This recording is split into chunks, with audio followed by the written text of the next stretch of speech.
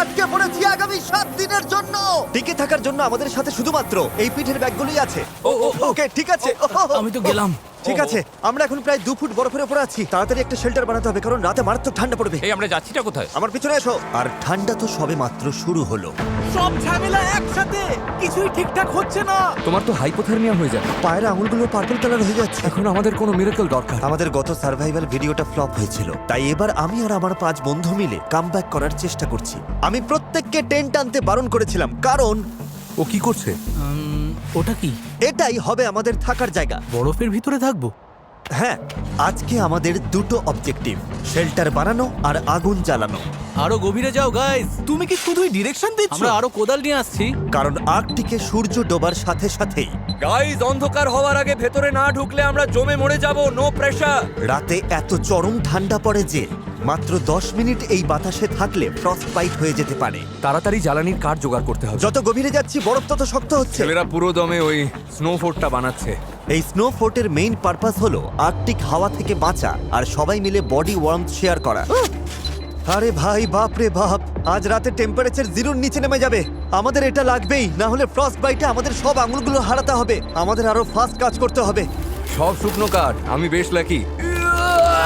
কাঠ পেয়ে গেছি। আরে দেখো, খেয়ে এসে গেছে। হেজ যেহেতু চলে এসেছে, দেখা যাক আমরা সবাই এই ফোর্টে ফিট হই কিনা। ভেতরটা একটু বেশি টাইট লাগছে। আজ রাতে ঘুমানোর জায়গা তো হলো। আর এটা বেশ আরামদায়ক। হ্যাঁ, যদি পা ছড়াতে না চাই তো। আমার জায়গা নেই।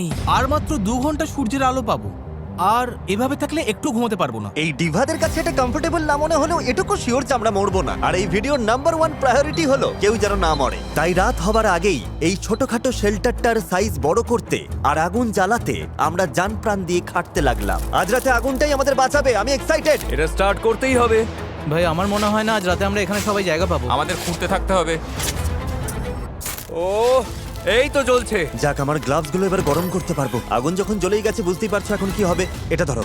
অলরাইট, আমরা কি রান্না করছি? ও,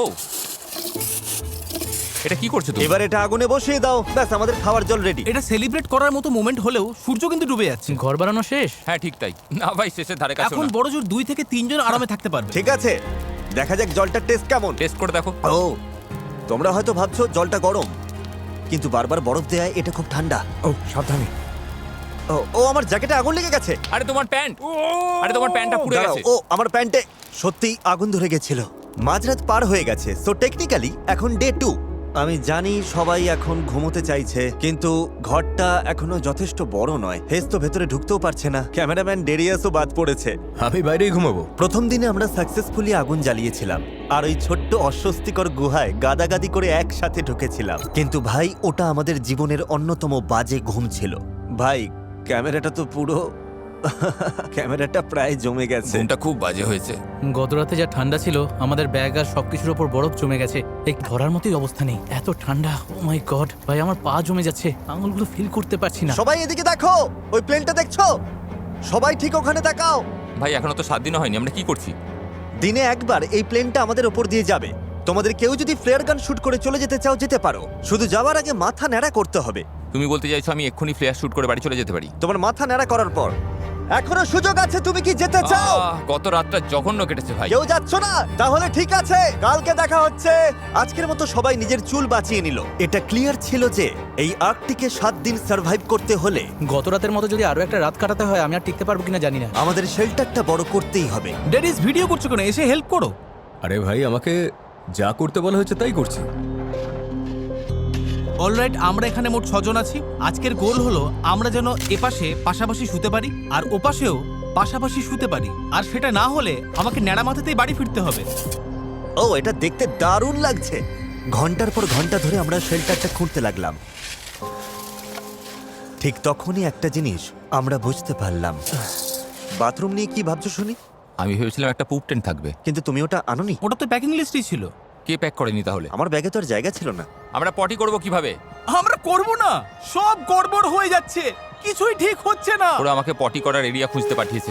ও, হ্যাঁ, ক্যাম্পের আশেপাশে পটি করলে স্বাভাবিকভাবেই ভাল্লুক চলে আসবে। সবচেয়ে ভয়ের ব্যাপার হলো আমি শুধু পায়ের ছাপ দেখতে পাচ্ছি, কিন্তু কোনো পশুকে দেখতে পাচ্ছি না। এর মানে ওরাই আমার উপর নজর রাখছে, যা আমার মোটেও ভালো লাগছে না। আমার এবার একটু ভয় করছে। মাথায় এখন কোনো ভালো চিন্তাই আসছে না। আমি তো সিরিয়াসলি ওই ফ্লেয়ার গানটা শুট করার কথা ভাবছি। দেখা যাক। আমি তো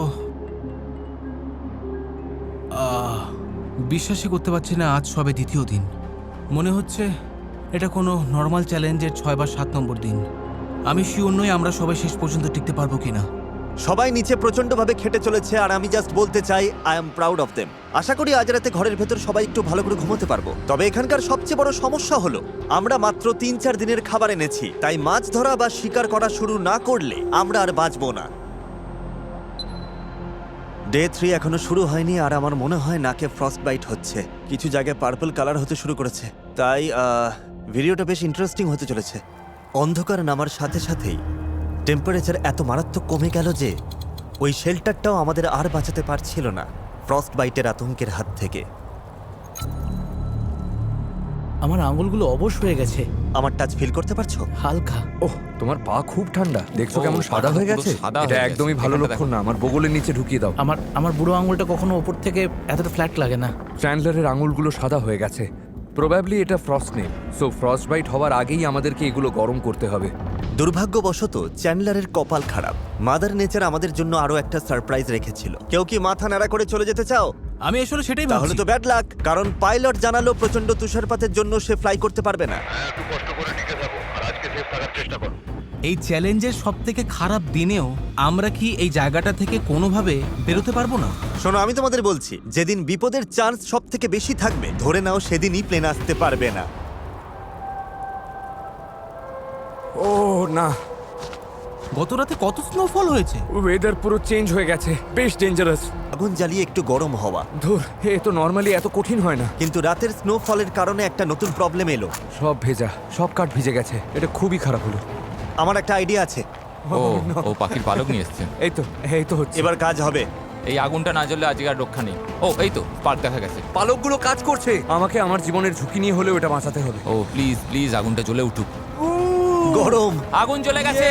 আমরা এখন শুধু গরম নিয়ে ভাবছি, কিন্তু আমাদের আসলে ফোকাস করা দরকার খাবারের ব্যবস্থা করবার দিকে। আমার কাছে একটা জিনিস আছে যেটা কাজে লাগতে পারে। এটা একটা আইস অগার। বাহ, দারুণ। আমাদের ক্যাম্পের কাছেই একটা জমে যাওয়া লেক আছে, তাই আমরা এই অগার দিয়ে গর্ত করে মাছ ধরতে চেষ্টা করব।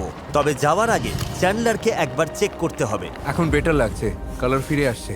আমি আর হেইজ খাবার খুঁজতে যাচ্ছি, তাই আমরা যখন থাকবো না ডক্টর ডিউটি কে নেবে? আমি ওর খেয়াল রাখতে পারবো। থ্যাঙ্কস নোলান, পাশে থাকার জন্য। ওয়েলকাম বাডি। চলো দেখি কিছু মাছ ধরতে পারি কিনা। Good luck. পরে দেখা হবে। এই নোলান, চ্যান্ডলারের খেয়াল রেখো। একদম চিন্তা করো না। ভাই সাবধানে থেকো। তোমরাও সাবধানে থেকো। চলোই। ফেরার সময় মুখের উপরেই হাওয়া লাগলে অবস্থা খারাপ হয়ে যাবে। অলরাইট, একদম এই জায়গাটাতেই করি। দাঁড়াও, ডেরিয়াস, এটার একটা শট নাও তো। লোকে বুঝুক আমি মজা করছি না, আমরা আসলেই বরফের উপর ক্যাম্পিং করছি। নিচে পড়ে যাবো না তো? কোনো চান্স নেই। এটা সুপার থিক এবং মারাত্মক ঠান্ডা। আমি একবার ট্রাই করব। হ্যাঁ, আইডিয়াটা হলো বেশি জোরে চাপ দেবে না, ব্লেডটাকেই কাটতে দাও, বুঝেছো? এই তারিখ, এদিকে এসো। আমি চোখে দেখতে পাচ্ছি না। কি হাওয়া! এই বরফের থিকনেস কতটা? আশা করি বেশি ঠিক না, তবে এখনই জানা যাবে। ও এটা খুব কষ্টকর। জোর লাগাও, করতে থাকো। অলরাইট,